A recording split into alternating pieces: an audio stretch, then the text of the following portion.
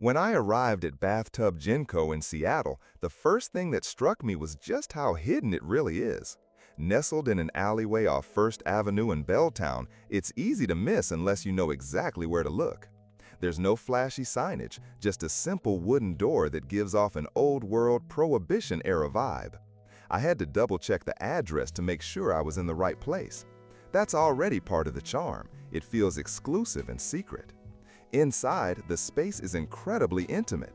It's small, dimly lit, and features exposed brick walls with low ceilings. The ambiance is definitely cozy, but if you're not into close quarters or don't like cramped spaces, this might not be your scene. It gets busy quickly, especially on weekends, and you may need to wait for a seat. The music is soft jazz, low enough to hold a conversation, which adds to the speakeasy feel. The bar is split into two levels. Upstairs is the main bar with more seating and bartenders mixing drinks in front of you, while downstairs offers a smaller lounge area. Both sections have that same old-school charm, but upstairs is definitely the more lively spot if you want to watch the mixology in action. Now let's talk drinks. The cocktail menu at Bathtub Gin Co leans heavily into classics, but the bartenders also offer seasonal twists and custom recommendations if you're open to something off-menu.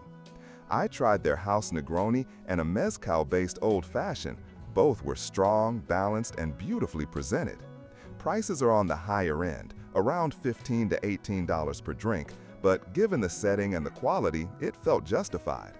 The service was friendly, but a bit slow. It's not the kind of place where you'll get fast-paced bar service. The bartenders take their time crafting each drink with precision, which I can appreciate. But it does mean you'll wait longer if it's busy. If you're on a tight schedule, that's something to keep in mind. Many useful links you can find in the description. The crowd here skews toward locals and cocktail enthusiasts rather than tourists, which I really liked. It doesn't have the pretentious vibe some upscale bars do, but it's definitely more refined than your average dive. Dress code isn't enforced, but people generally dress smart casual. I wouldn't show up in a hoodie and expect to feel comfortable. One thing worth mentioning, there's no food menu. If you're hoping to grab dinner or bar snacks, you'll need to eat beforehand. This place is strictly a drink experience. The focus is clearly on craft and ambiance, and they do that very well. That said, some patrons might find the lack of food a downside, especially if you're planning a longer stay. Overall, Bathtub Gin Co is a unique experience. It's not just about getting a drink.